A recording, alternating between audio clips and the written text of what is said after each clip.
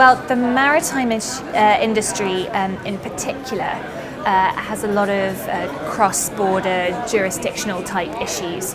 As with all other areas of regulation that affect the maritime industry, they're in a position where they might be subject to one or more different set of rules.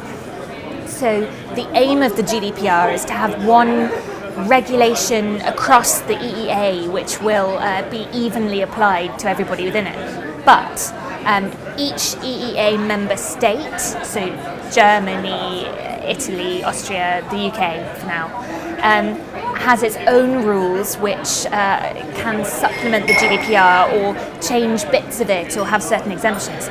So the maritime industry has the additional challenge, since it's so cross-border, of working out which rules apply to it, where they conflict, which should they follow. Is there a way of trying to have a best size fits all sort of approach?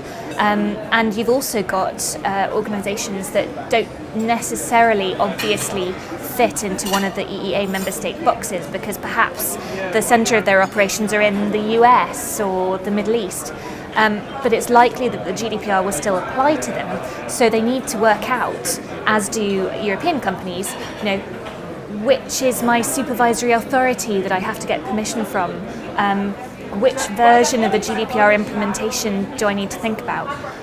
So there are lots of different challenges, but for the maritime industry, I think jurisdictional issues are a big one. And also, leading into that, the rules on international transfers. So the basic position under the GDPR, as it is under the current law, is that you're not allowed to transfer personal data from within the EEA to outside of the EEA unless the location that you're transferring it to has been deemed to have adequate protection by the European Commission. So, for example, it's recognised Switzerland, Israel is one, and various others. If it's not deemed adequate, then organisations who are doing the transferring need to make sure that there's protection of some sort in place.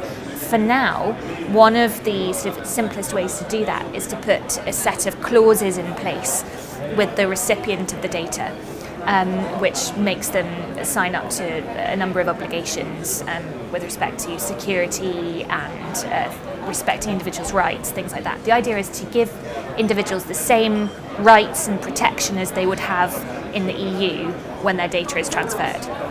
So I think for the maritime industry that's a particular challenge because, for example, port agents can be appointed at very short notice. If you have a crew member that needs to be taken off the vessel because they're ill, that is special category data, health data, which will be transferred to someone outside of the EEA if the port happens to be in, say, the Middle East. So maritime sort of organisations need to think about how to sort of make all of these processes legitimate, make sure that they've got the appropriate lawful grounds, and make sure that their international transfers are sort of regularised and keep records of which mechanisms they're using and which legal provisions legitimise those transfers. So essentially two issues, jurisdictional issue and international transfers.